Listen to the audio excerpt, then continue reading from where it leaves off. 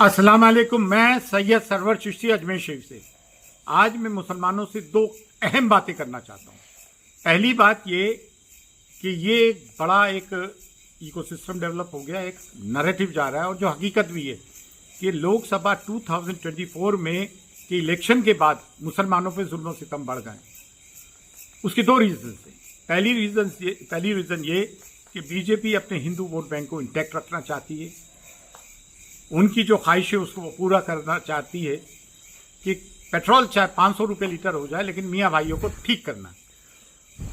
BJP rule states के chief ministers के भी जो बयानात आ रहे हैं आपके सामने हैं, मुल्क के प्राइम मिनिस्टर के बयानात आपके सामने हैं।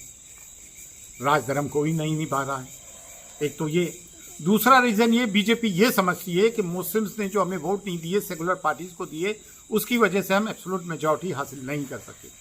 ये अर्ध सत्य है। आधा सही है, आधा गलत है। आधा सही यूं है कि वाकई में ही मुसलमानों ने एक मुश्त होकर नॉन बीजेपी पॉलिटिकल पार्टीज के रिप्रेजेंटेटिव्स को वोट दिए। आधी बात यूं गलत है कि सिर्फ मुस्लिम वोट से बीजेपी नहीं आ रही है कि मुस्लिमों ने वोट नहीं दिए। कि जो देश की परंपरा में, सेकुलरिज्म में, यहाँ की गंगा जमनी तहजीब में, यहाँ की डाइवर्सिटी में यकीन रखते हैं और उनको ये महसूस हुआ कि देश में बेरोजगारी हुई है, महंगाई बढ़ी है, उन्होंने भी वोट नहीं दिया। तो ये दो रीजंस है जिसकी वजह से ये चीजें हो रही हैं। और वो पॉलिटिकल पार्टीज जो नॉन बीजेपी पॉलिटिकल पार्टीज हैं, उनके लीडरान मुसलमानों का नाम लेते हुए खौफजदा है। अब हमारी बेचारी वो मोहब्बत की दुकान राहुल गांधी, दूर दूर तक कहीं नजर नहीं आ रहा है।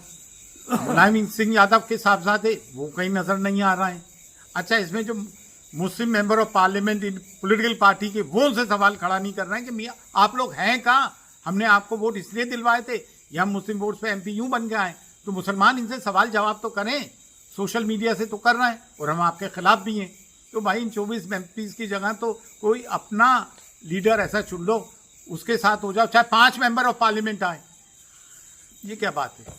दूसरी बात यह है, एक बात और उठ रही है कि मुस्लिम पर्सन लॉ बोर्ड हो, ये हो, वो हो। तमाम आवाज़ मुस्लिम्स के लिए देवबंदी हजरात उठा रहे हैं, चाहे वो जमीयत उलमा हिंद हो, मौलाना सज्जाद नोमानी हो और दीगर हजरात हों। और वली रहमानी के साहबजादगान ने मुंगेर में अभी जीपीसी के मामले को लेकर एंटी वक्फ अमेंडमेंट बिल के खिलाफ एक बहुत बड़ा जमे खफी लोगों को जमा किया। ये लोग फाल हैं, प्रोएक्टिव हैं, सोशल एक्टिविस्ट है, आवाज़ उठाते हैं। अब बरेलवी और हजरात और दरगाही हजरात, हम लोग जो तकरीबन हम अकीदा हैं, कुछ फरोई मामलात को छोड़कर अब इनकी आवाज़ें उठती नहीं हैं। बेचारे तौकीर रजा खान साहब उठाते हैं तो उनके घर वाले साथ नहीं देते हैं। देवबंद चले तो उन पर फतवा हो गया, देवबंद गए तो वो बेचारे क्या कहते हैं, अजहरी साहब, सलमान अजहरी साहब बंदे, उनके लिए आवाज़ नहीं उठाते हैं।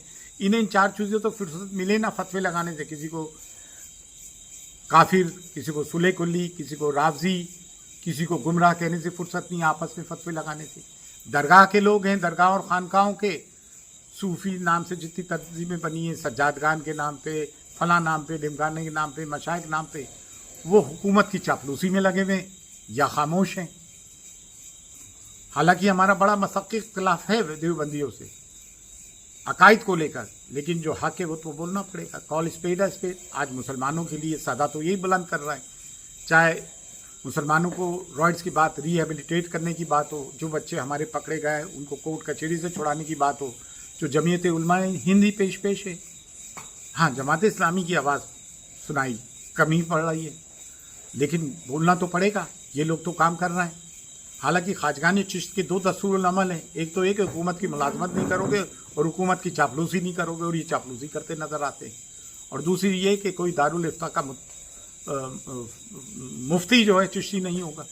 तो ये इसलिए कि मुल्क में मसाकी इख्तलाफ पैदा ना हो, मुल्क की हमाआहंगी और डाइवर्सिटी को अगर प्रमोट किया है तो चिश्ती, सूफी और दीगर जितने भी बुजुर्गान दीन है वो किसी भी सलासिल के उन्होंने किया है।